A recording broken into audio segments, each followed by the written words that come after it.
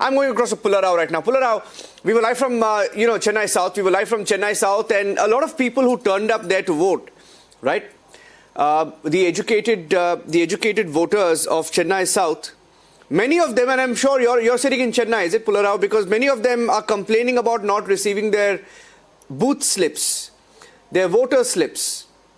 Over 80% of them have received, but some claim that they have not received, and most of them who have been making these complaints, there seems to be a pattern. They're suggesting a pattern that pro-BJP constituents are not getting their voter slips.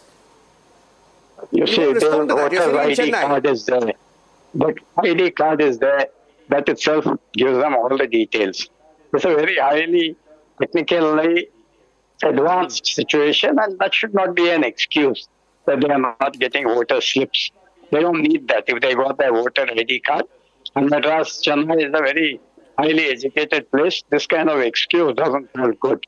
I'm surprised they come forward with that. When Chennai is supposed to be their stronghold, they would definitely have taken care of this basic problem of giving voter slips to people. Most political parties, as you know, give slips to whom they deem will be voting for them. They should have done their homework. And at this moment, nothing can be done. If an EVM is malfunctioning, then they give additional time. I don't think it's a big issue as they're playing it out to be. Okay. Right now, stay on with us, ladies and gentlemen. Let's also listen in to some of the important reactions that we're tracking since the voting began this morning. Start video.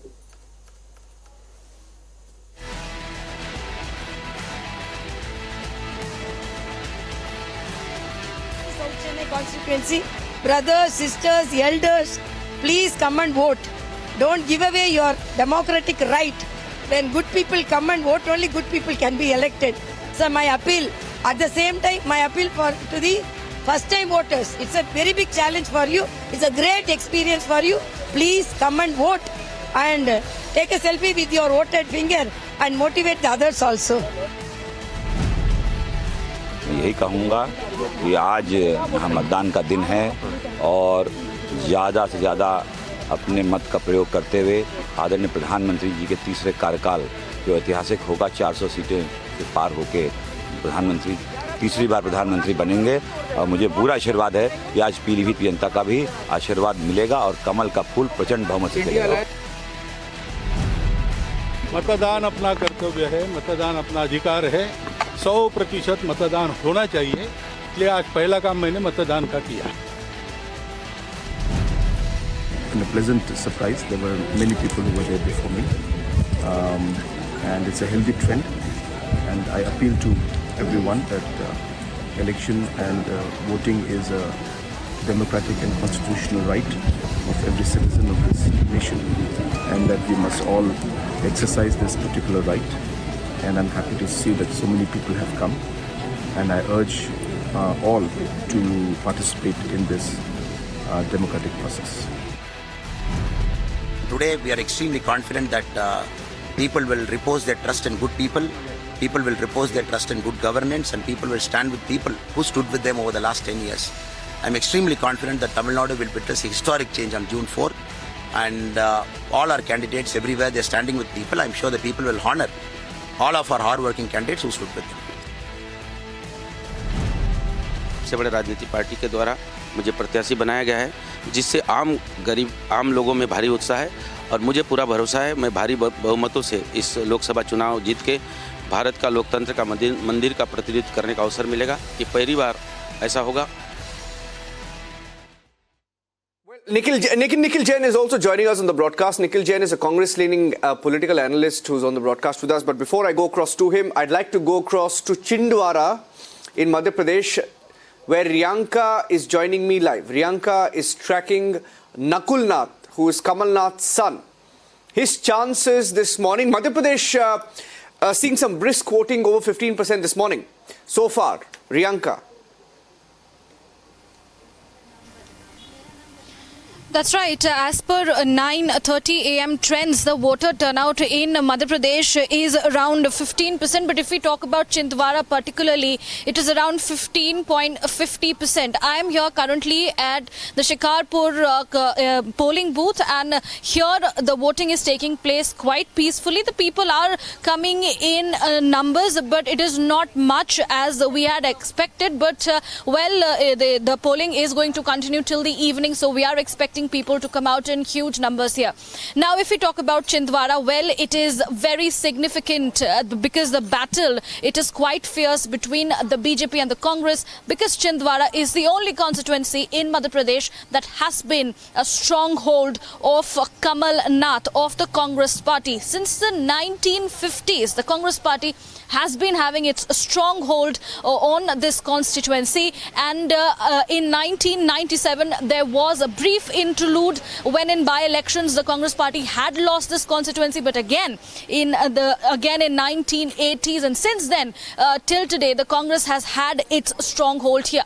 Now, back in 2019, when Kamal Nath was the Chief Minister of Madhya Pradesh, he had passed on the baton to his son Nakul Nath, who won the election back then, and this time as well he is the candidate from Chhindwara. Well, the battle is very significant. It is not an easy one, because the BJP has been time and again trying to nullify, trying to destroy the Congress's hold here in Chhindwara. We saw how there was mega campaigning done by the union ministers, by the Chief Minister, particularly Home Minister Amit Shah, carrying out a roadshow in Chhindwara for the candidate of the BJP, Bunty Sahu, Vivek Bunty Sahu, and also there was support from the Chief Minister Mohan Yadav as well. So we are going to witness a very key and important battle here when it comes to Chhindwara. As of now, we will get a fresh update on the voter turnout at around 10-15 minutes from now, and then we'll come back and report more on this.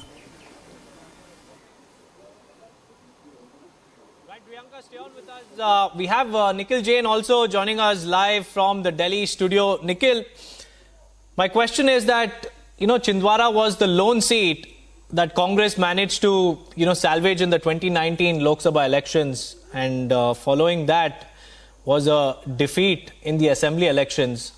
So do you think that fielding Vivek Bunty Sahu, the BJP's ABVP candidate, do you think it will dent the Congress's prospects this time around? Will it manage to seize Chhindwara away from the grand old party? So Deepak, first of all, it wasn't the lone seat of the Congress, it was the lone seat of the Congress in Madhya Pradesh. That being said, I don't think Vivek Bunty Sahu can match up to the cred of Nakul Nath or Kamal Nath for that matter. They're very strong in that particular seat. It's been their pocket borough for a very long time.